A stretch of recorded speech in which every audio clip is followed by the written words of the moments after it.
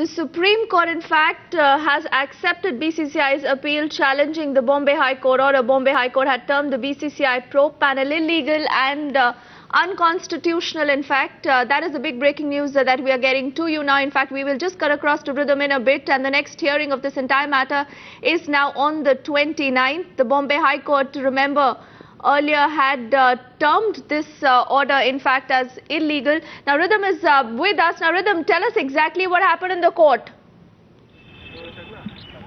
Deepthi clearly refusing to stay the Bombay High Court order. However, the Supreme Court has issued a formal notice to the petitioners who are joining me right now, Aditya Verma of the Cricket Association of Bihar and his lawyers also here. Mr. Verma, clearly this is going to be seen. How are you going to be seeing the Supreme Court order today? This is a very fine order and law wins.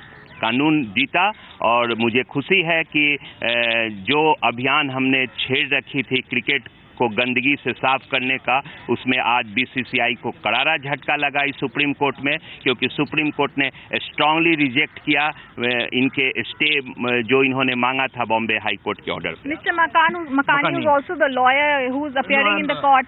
No, I am the treasurer of Cricket Association of Jharkhand.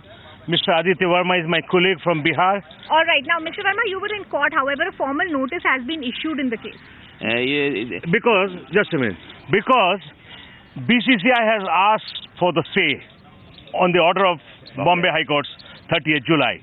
But Honorable Supreme Court straight away denied, because BCCI has suppressed one fact, 2.1 is on rule in Bombay High Court, which they argued on 2.1, but Honorable Supreme Court says, when you have not argued 2.1 in Bombay, so I can't give you stay on 2.1, and for the 2.2, we cannot give you stay, because 2.2 is clearly and fully argued before the court. Of the case, sir. 29th of this month is after 1 week, we have to file our rejoinder, and the next date, notice has issued for 29th August. Thank you.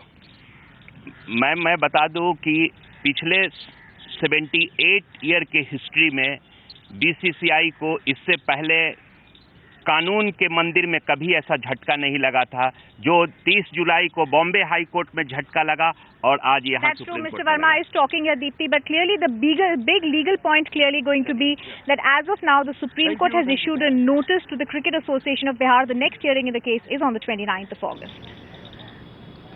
Now, obviously, Rhythm, as things stand as of now, this is obviously not very good news coming in for the BCCI, because remember, then at least the Apex Court has refused to, grant a stay on what the Bombay High Court had said. Now, what does this actually mean for the BCCI, the probe panel, and then for Srinivasan?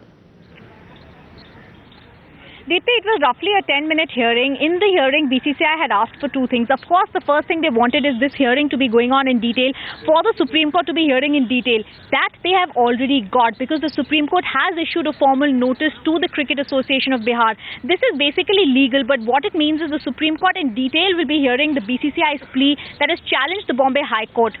In the interim, they have refused to stay the interim order of the Bombay High Court, but we cannot say this to be a setback for the BCCI, because the main motive that they had come to the top court is to have them hear the matter against the Bombay High Court order. Once that happens on 29th of August, we will really know how the Supreme Court is viewing this matter.